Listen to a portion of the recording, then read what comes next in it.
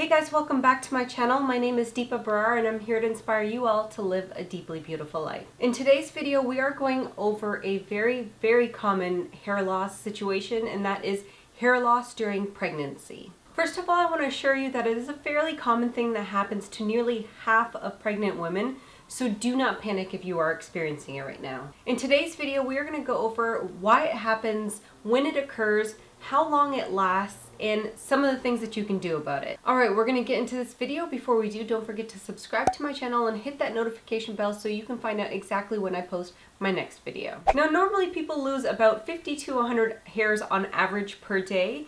When it comes to pregnancy-related hair loss, it can be 3 times that much, it can be even more. Now, the most common time for hair loss when it comes to pregnancy is a few months after you give birth.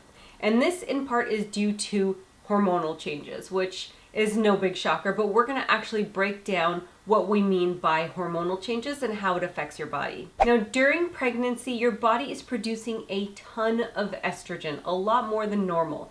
And what that estrogen does is it keeps your hair in the anagen or growth phase of the hair growth cycle. Now, if you don't know much about the hair growth cycle, you can check out my video in which I break down the entire hair growth cycle and exactly how hair loss fits into that. Now, after you give birth, your body's hormonal state tends to go back to normal and balance itself out.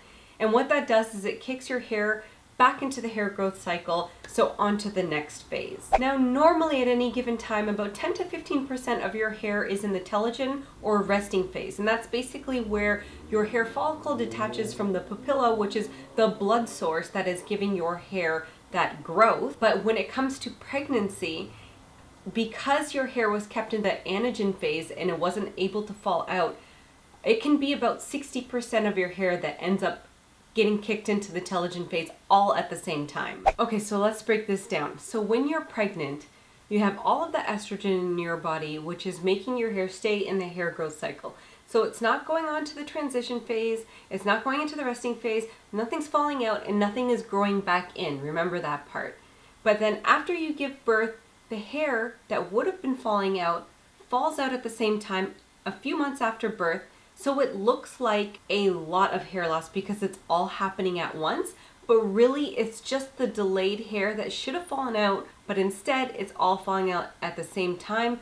But in most cases it is completely temporary and your hair is going to grow back. It's just going to take a few more months, and then by your baby's first birthday you will have a beautiful head of hair again. Yeah! Now that explains why most people experience hair loss after pregnancy, but what if you're experiencing hair loss during pregnancy? So now, hair loss during pregnancy, for the most part, the most common reasons are if you're having severe morning sickness, or if you're deficient in vitamins or minerals, or if you're under a lot of stress. Now let's talk about pregnancy-related stress. So pregnancy-related stress usually takes place in the first trimester, and that's because your body's hormones are completely out of balance and they're shifting most of the support to your baby rather than your body. Now that kind of stress can push 30% or more of your hair into the telogen or resting phase. So remember, we broke it down where the telogen phase is when your hair follicle detaches from the papilla, which gives it the blood, which makes it grow.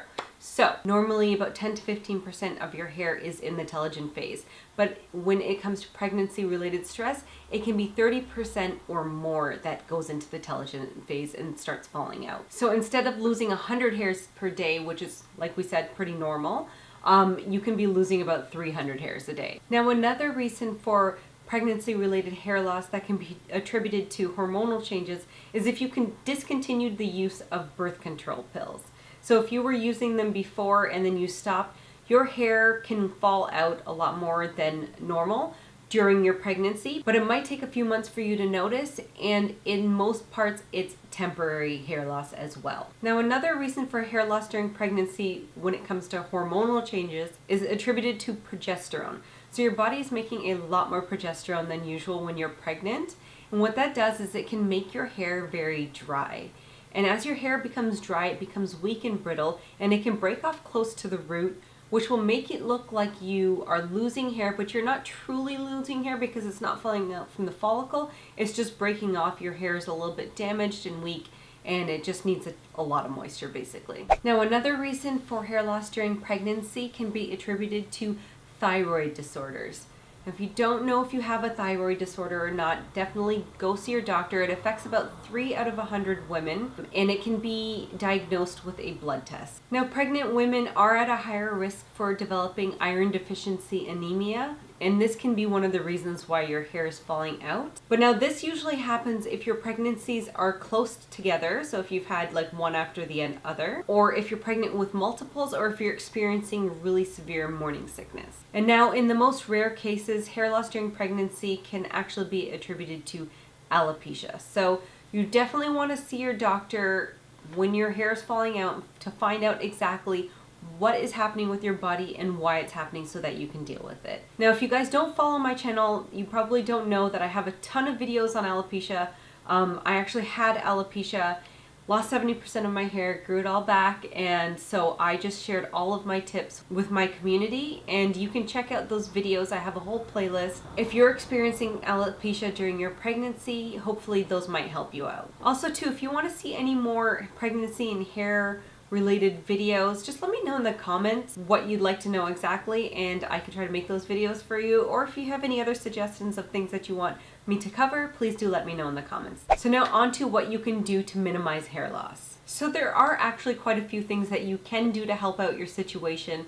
Like I said, the first thing is to go to your doctor to make sure that your hormones are all balanced properly. Make sure that you don't have any sort of thyroid disorder or that you're anemic. One thing that you can do is avoid putting excess tension on your scalp. So you see those cute ponytails, super high and super tight, braids, weaves. What that is doing to your scalp is actually putting a lot of tension on your hair follicles, which can actually pull your hair out and damage your follicles. So try to avoid all that while you're pregnant at least. If not, just avoid it altogether. It's not worth it. Now, diet is also super important, which I'm sure your doctor's already told you, but eating a diet that is high in fruits and vegetables that will give you all of the flavonoids and antioxidants is so important because it can actually protect your hair follicles during pregnancy. You want to switch out your shampoos and conditioners for ones that are natural, paraben free, and contain biotin or silica, and avoid brushing your hair when it is wet. Hair is super fragile when it's wet,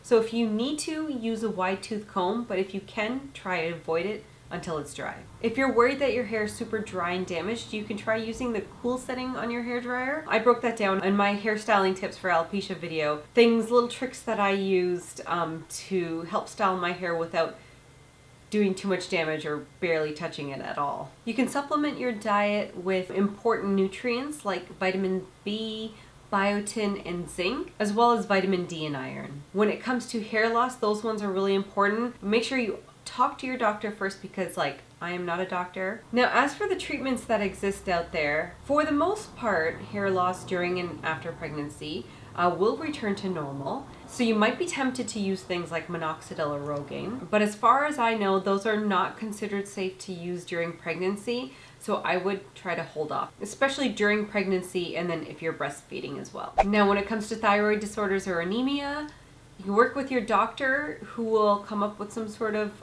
concoction of medication or vitamin supplements to help bring your body back to normal. And it might take a little tweaking, but just stick to the course and it should come back. Oh, another thing that you can try out is the low-level laser therapy devices that you've seen out there. I did a review on the iRestore Pro, which I had this one stubborn bald patch that was not filling in, even though the rest of my hair came back after alopecia, and that thing grew it back in, which I was super grateful for. So you can check out that review if you want. They are offering $200 off on your purchase. The code, I'll put everything in the description box below so you guys can have all the links for everything and the codes and all that stuff. Now, as for tricks on making your hair look fuller, there are a lot of things out there that you can do while you're waiting for your hair to grow back. First off, I would suggest volumizing shampoos and conditioners because they won't weigh your hair down, and that will make your hair look a lot bouncier and fuller. You'll want to try using conditioner only on your ends so that you're not weighing the top of your hair down. You can use some of the styling products out there. My favorites are the Living Proof styling products. In particular, the Dry Volume Blast and the Bodybuilder. Those are phenomenal. I love those products. Living Proof just puts a lot of technology into their products and a lot of science behind their research. I will put links for those in the description as well, so you can know exactly which products I'm talking about. You can also cut your hair a little bit differently if you don't mind going a little bit shorter. Longer hair definitely does weigh the hair down, which, like I said, makes it look a lot flatter on top. So if you cut maybe like one of those really cute lobs, like a long bob, or you can do a lot, if you want to keep the length, maybe do like a lot of layers and stuff. That'll make your hair look a little bit fuller as well. You can also use like those topical sprays, like Topic has some. You can also try, I think L'Oreal has like a root spray, which will make your roots look darker so it looks fuller. Garnier has the root touch-up stick, which I also reviewed as well, which is, I love that thing. That stuff works like magic. Now, if you've heard of Philip Kingsley, that's a hair care line that is formulated especially for thinning or hair loss. And they have it's a pre-shampoo conditioner. It's called Elasticizer. And that's supposed to work wonders when it comes to moisturizing your hair. So if your hair is really dry and brittle and breaking off, you want to try something like that out. Oh, and a couple of things before you guys hop off of this video. If you had any sort of hair conditions like psoriasis or anything like that before you were pregnant, and you noticed that your body has magically cured itself during pregnancy, just be prepared, because for the most part, those will return when your baby is here and your body returns to normal. I hate to be the bearer of bad news, but I just want you to be mentally prepared for that. And also just remember that you're growing a human being inside of your body, and that takes a lot of energy out of you. So your body is going to prioritize growing that human over the needs of your body. So just keep that in mind, and when the baby comes, you're just going to be in total bliss and happiness, and it won't even matter what your hair looks like. Just be patient and know that for the most part, your hair is going to come back. It might be a little annoying in the meantime, but it will come back. Now, we have a pretty big hair loss community that we've established here. So if you went through this during pregnancy or after pregnancy and you have some tips for everybody, please share them in the comments. I'm sure everybody would love to learn from each other. So that brings us to the end of the video. If you have any pregnant friends that are going through something like this, or if you just want to warn them in general, please share this video with them just so that they can be prepared. And if you like this video, give me a thumbs up, and I will see you guys in a couple of weeks with another video. Take care.